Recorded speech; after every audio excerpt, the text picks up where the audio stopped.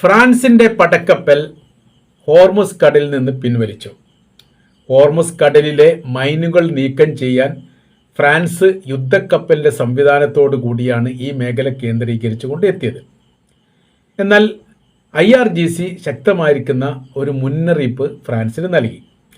ചാരമാകേണ്ടെങ്കിൽ എടുത്തു കൊണ്ടുപോകണം എന്നുള്ളതാണ് IRGC പറഞ്ഞത്. മൈനുകൾ സ്ഥാപിക്കപ്പെട്ടവർക്ക് അത് നീക്കം ചെയ്യാനുമാവാം. തങ്ങളുടെ ആഭ്യന്തര വിഷയത്തിൽ ഇടപെടുകയാണെങ്കിൽ അതിൻ്റേതായിരിക്കുന്ന പരിണത ഫലം അനുഭവിക്കും എന്നൊരു മുന്നറിയിപ്പിൻ്റെ അടിസ്ഥാനത്തിൽ ഒരു ഏറ്റുമുട്ടൽ ഒഴിവാക്കാൻ വേണ്ടിയിട്ടാണ് തങ്ങൾ ഇവിടുന്ന് പിന്മാറുന്നത് എന്ന് ഫ്രാൻസ് പറയുകയും ചെയ്തു. ലോകത്തിലെ രണ്ടാം ലോക യുദ്ധത്തിലൊക്കെ പങ്കെടുത്ത ഏറ്റവും ശ്രദ്ധേയമായിരിക്കുന്ന സൈനിക ബലവും ശക്തിയും ആണവായുധവുമുള്ള രാജ്യമാണ്. അതൊന്നുമില്ലാത്ത ഒരു രാജ്യത്തിൻ്റെ ഭീഷണിക്ക് മുൻപിൽ തിരിഞ്ഞോടേണ്ടി വന്നത് എന്നുള്ളത് നിസ്സാരമായിരിക്കുന്ന കാര്യമൊന്നുമല്ല, വളരെ ഗൗരവമുള്ള ഒരു കാര്യം തന്നെയാണ്.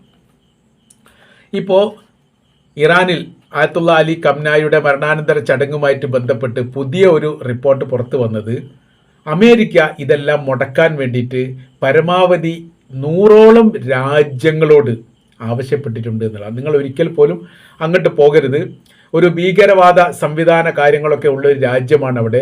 IRGCയെ ഞങ്ങൾ നിരോധിച്ചതാണ്. അങ്ങനെ അത് തുടങ്ങുന്ന ഒരുപാട് കാര്യങ്ങൾ അതുമായിട്ട് ബന്ധപ്പെട്ട് പറയുന്നുണ്ട്. ഇപ്പോൾ ഹോർമുസ് കടലുമായിട്ട് ബന്ധപ്പെട്ട വിഷയത്തിലാണ് തങ്ങളുടെ രാജ്യത്ത് പോലും പെട്രോളിയം ഉൽപ്പന്നങ്ങൾക്ക് വില കൂടാനുള്ള കാരണം ലോകം മുഴുവൻ അത് അനുഭവിക്കുന്നുണ്ട്. ആയതിനാൽ എന്ത് ചെയ്യരുത്, അവരുമായിട്ട് സഹകരിക്കരുത്, അതിന് പിന്തുണ പ്രഖ്യാപിക്കുന്ന നടപടിക്രമങ്ങൾ ചെയ്യരുത് എന്ന് പറഞ്ഞു. പക്ഷേ അതെല്ലാം ലോകരാജ്യങ്ങൾ അവഗണിച്ചു എന്നുള്ളത് നിസ്സാര കാര്യമൊന്നുമല്ല, വളരെ ഗൗരവമുള്ള കാര്യമാണ്. 13 രാജ്യങ്ങൾ ഈ ഭീഷണിക്ക് വഴങ്ങിയിട്ട് പോയിട്ടില്ല എന്നുള്ള റിപ്പോർട്ടും പുറത്തു വരുന്നുണ്ട്. 3 കിഴക്കൻ യൂറോപ്യൻ രാജ്യങ്ങൾ, 5 ആഫ്രിക്കൻ രാജ്യങ്ങൾ, അറബ് ഗൾഫ് രാജ്യങ്ങൾ